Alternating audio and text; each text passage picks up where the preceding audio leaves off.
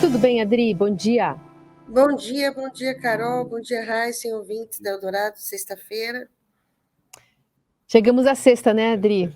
Pois é. Mas tem muita coisa acontecendo. Eu vou puxar aqui uma capa do Caderno de Economia e Negócios do Estadão, trazendo o presidente Bolsonaro ontem no Palácio da Alvorada, anunciando a nova etapa de um programa da Caixa para renegociação de dívidas cujos descontos podem chegar a 90%. Uma informação que foi dada durante um ato de campanha à reeleição em que estavam presentes governadores e parlamentares eleitos no domingo.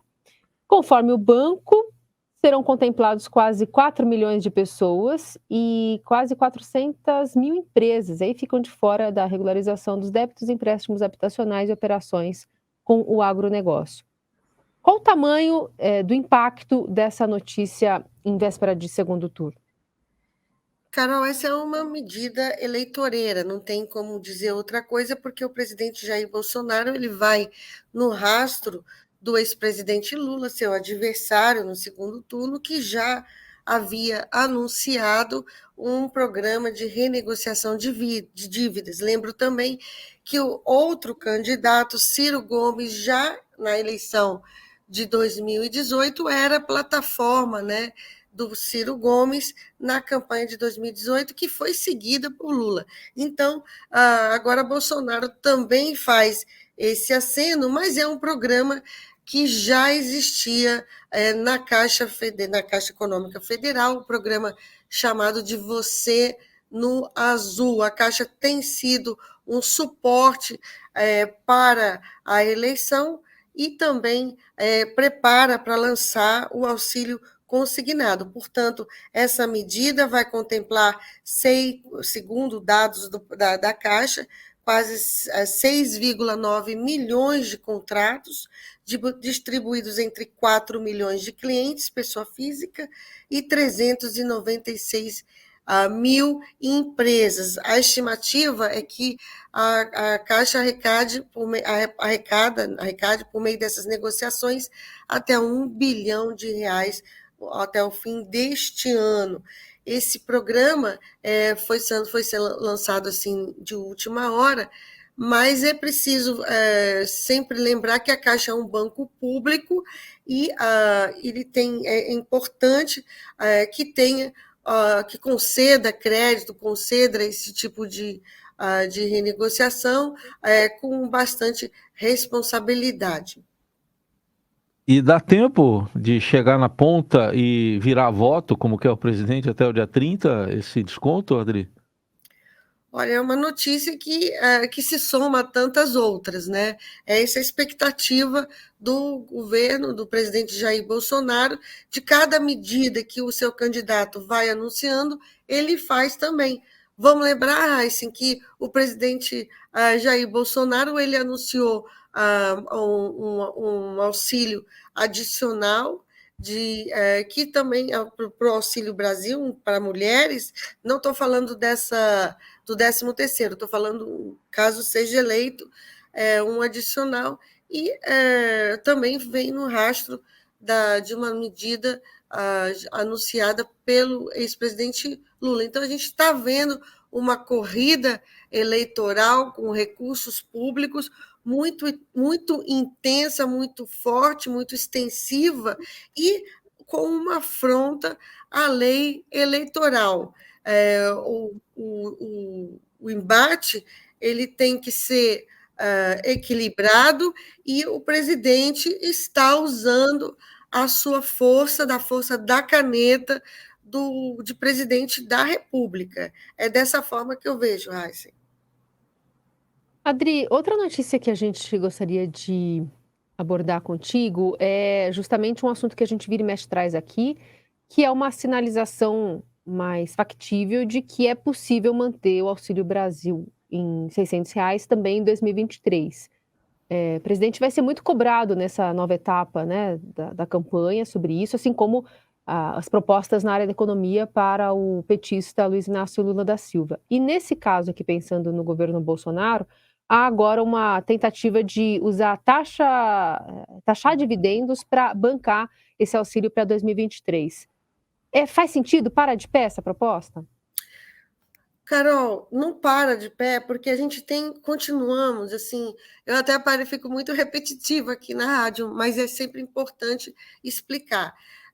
O que o presidente Jair Bolsonaro sinalizou, que é que é a volta da taxação de lucros e dividendos, já tem num projeto de a reforma tributária que foi aprovado na Câmara e está no Senado parado desde o ano passado por razões políticas. Só que isso resolve a questão no xadrez das contas públicas, isso resolve do ponto de vista de arrecadação. Mas a gente continua com um problema que é do lado das despesas. Portanto, o Brasil ainda está com o regime de regra fiscal, que é o teto de gastos, que é um limite que todo ano o governo tem para gastar com os seus programas, com as suas políticas. Esse limite já foi estourado, já teve várias exceções nos últimos anos, e ele não cabe, o auxílio não cabe nesse limite. Então, a primeira coisa a fazer, o próximo presidente, é dar uma solução para isso, ou mudando a regra, ou fazendo um novo furo no teto de gastos, que já perdeu toda a credibilidade. O que o presidente falou, que é a dividendos, que é a taxação de dividendos, vai entrar recursos nos cofres do governo para financiar.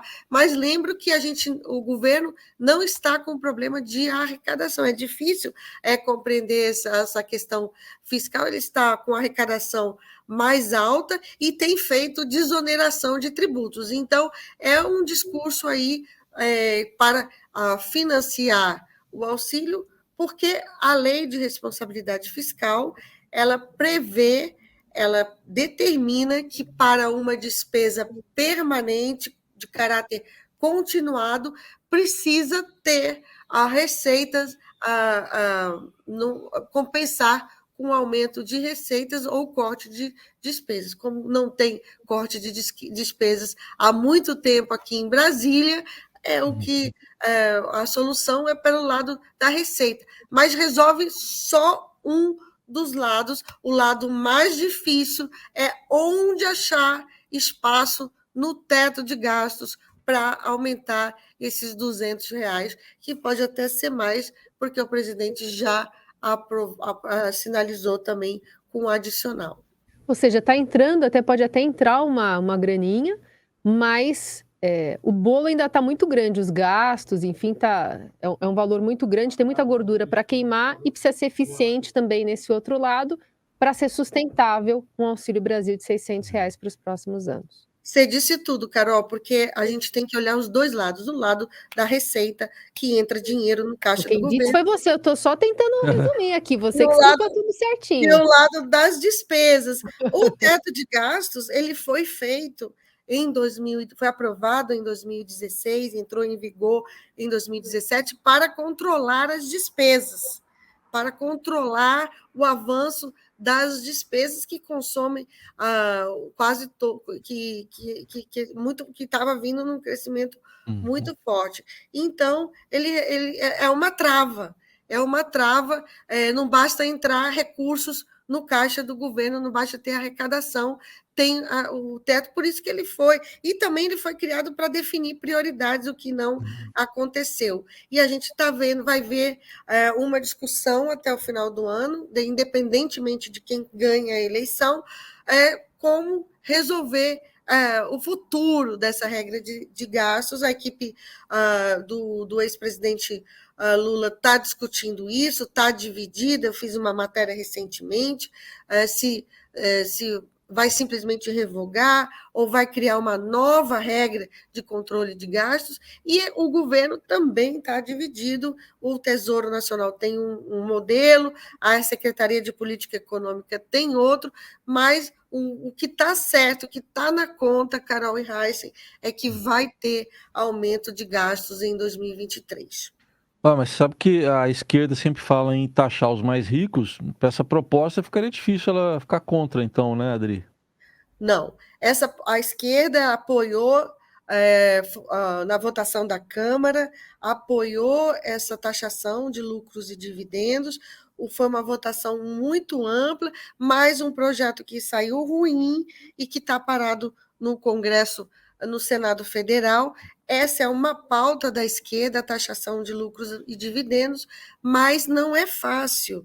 Não é fácil porque as empresas elas alegam que as empresas que elas vão ter aumento da carga tributária e, por outro lado, os dois lados, tanto o lado do governo Jair Bolsonaro quanto o lado do PT, tão cientes que, para fazer essa taxação, vai ter que fazer uma mudança também na alíquota do imposto de renda cobrado das empresas, para que esteja um equilíbrio.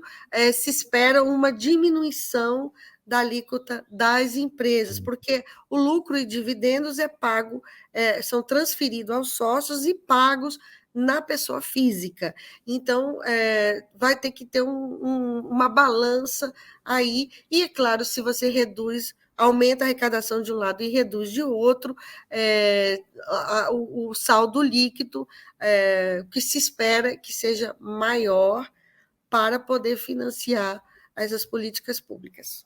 Não sei se expliquei aí de um jeito que deu. Perfeito. Essa é a Adriana Fernandes, nosso privilégio aqui, às segundas, quartas e sextas.